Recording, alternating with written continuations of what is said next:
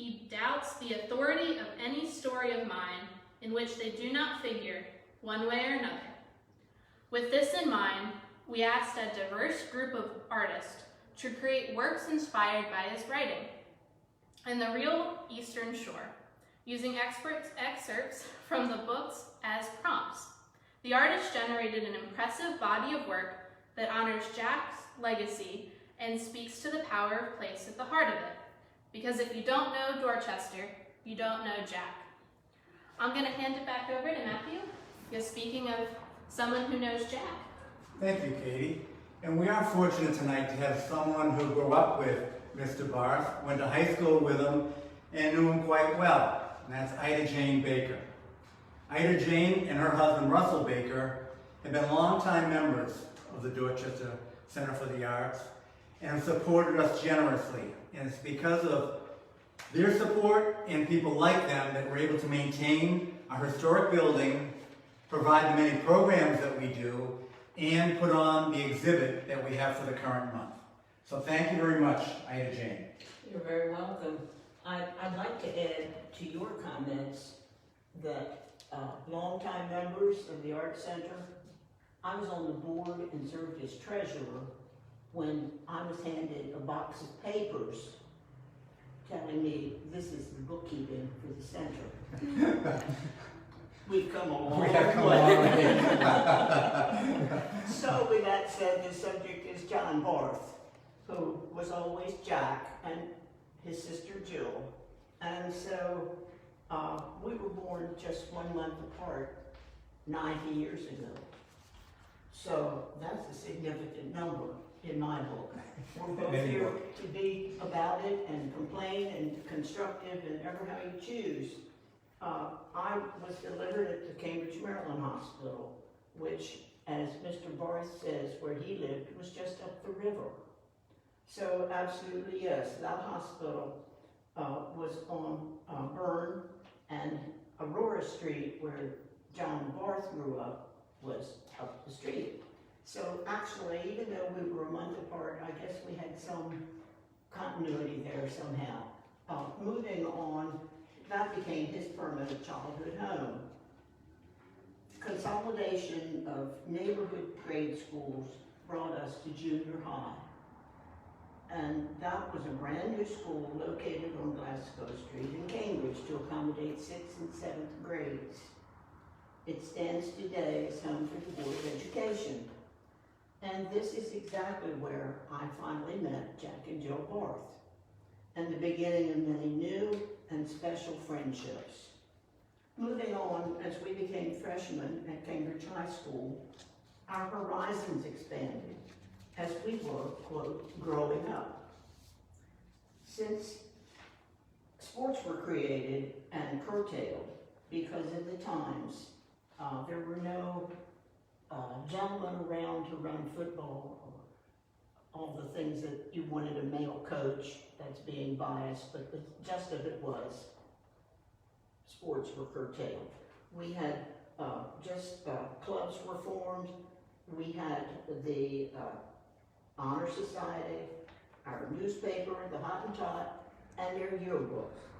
Although Jack and I worked together, no evidence ever appeared we were working with a budding author. John Barth, now highly recognized in the literary world. Sunday nights in high school were very special. After attending a Methodist youth group at our local church, our group moved on to someone's house where Jack played in his own band and the group followed. Everybody wanted to go to MYF so they could be included in the after party.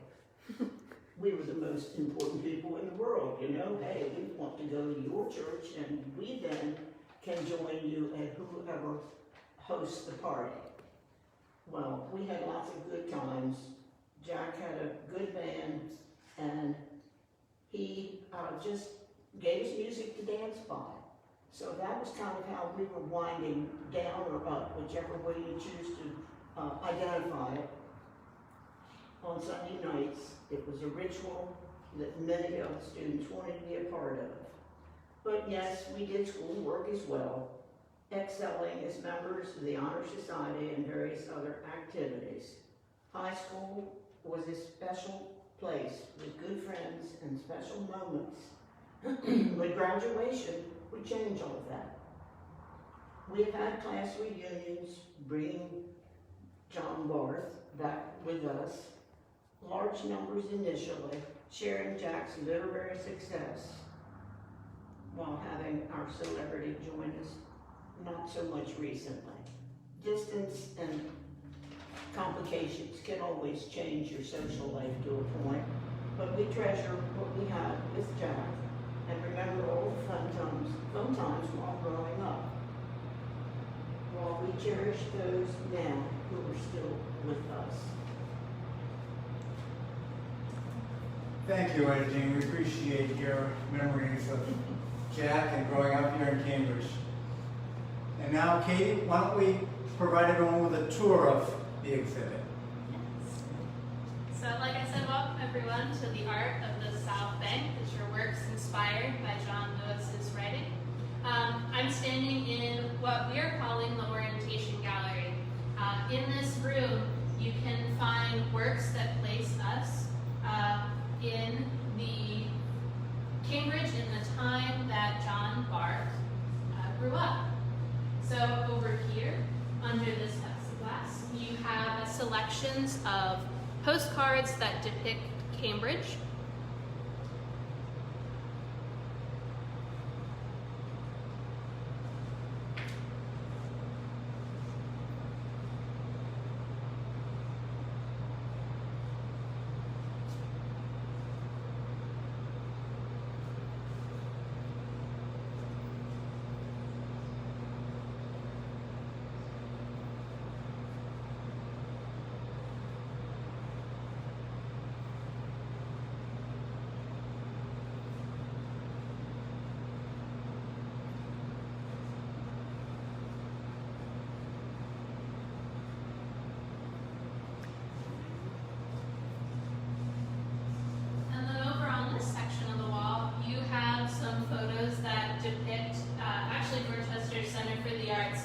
First ever public event at this location. So here you can see, John Barth at our very own DCA.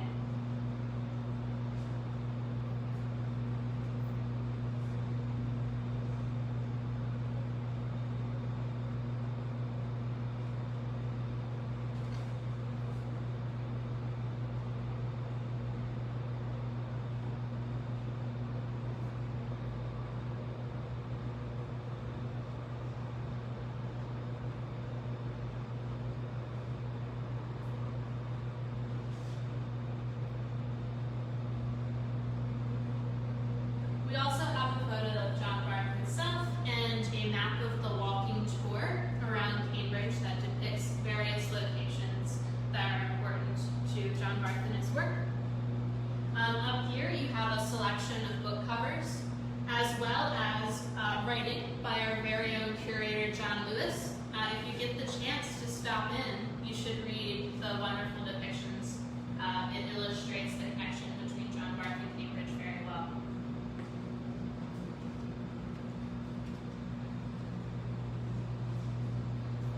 And then down in this section, you have newspaper articles and maps both depicting, again, Cambridge of John Barth's time, and a few selections from Dorchester and John Barth.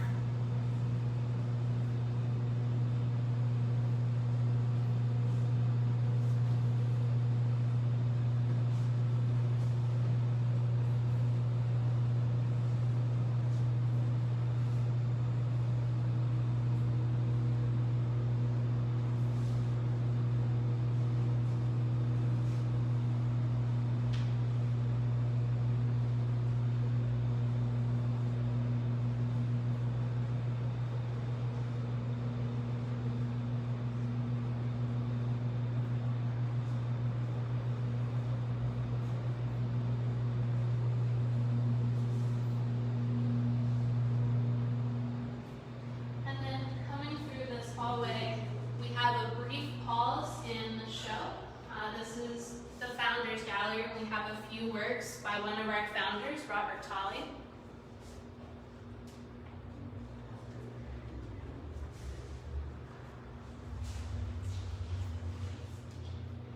And then we transition back into the show.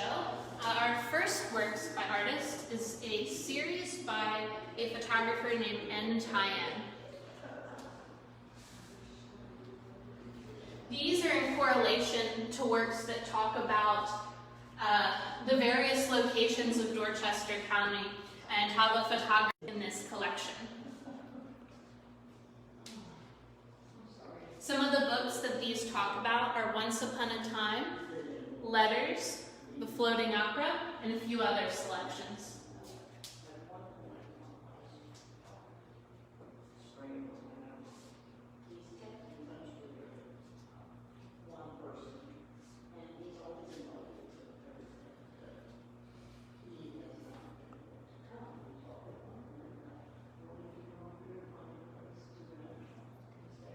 These works over here are a sample of illustrations that have appeared in magazines that depict John Barth himself. So they are not in response to any of the works, but again are depictions of John Barth.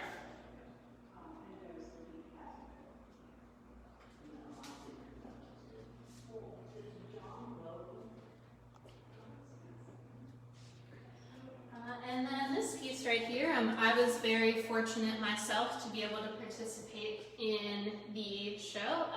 This is a weaving with hand-dyed yarn that talks about Blackwater and the disappearing landscape, global warming, the more environmental aspect, in response to an excerpt from the book coming soon.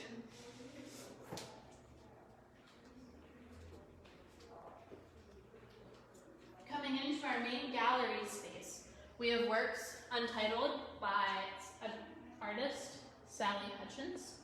These talk about a selection from Once Upon a Time and found objects on the riverside.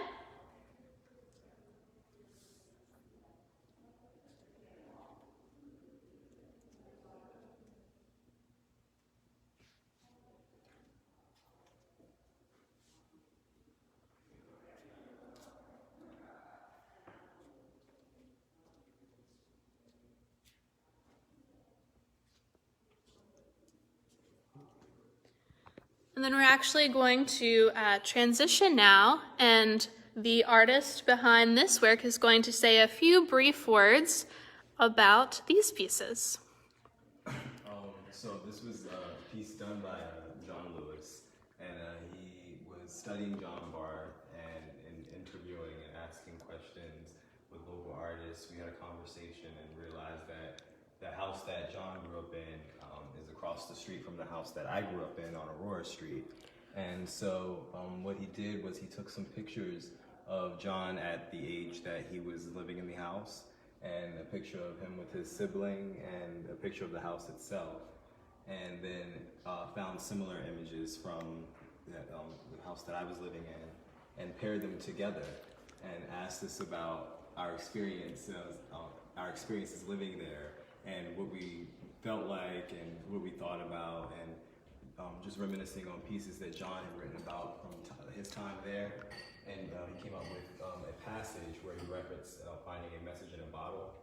And so what he did was he took some bottles and filled them with sand from Great Marsh and mud, and where we would both go to sit at on Selwyn's Beach and reminisce and think about things, and took it and made messages in a bottle to go along with the piece by John Barth. And so it looks pretty cool.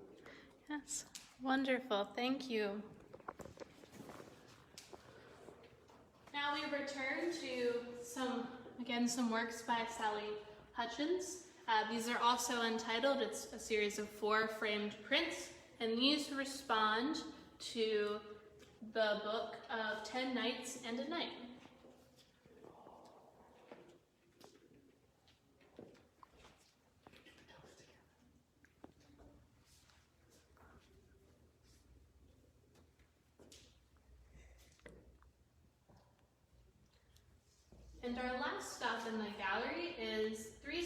questions by an artist named Shelby Clint Daniel, a local artist. And he is responding to two scenes, both of the floating opera and the Hotel Dixon. And he also made a conceptual piece about kind of, the waterman's journey and kind of mortality. And those are in response to the book of 10 Nights and a Night and the floating opera as well.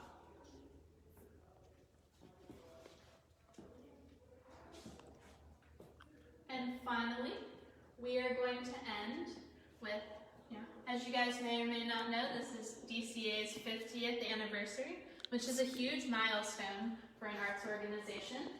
So if you have glasses ready, it's wine or your drink of your choice, maybe even some coffee. Sweet. We're going to do a digital toast to the 50, and we hope that you can toast right along with us. Cheers, guys. Cheers. Thank you all for joining.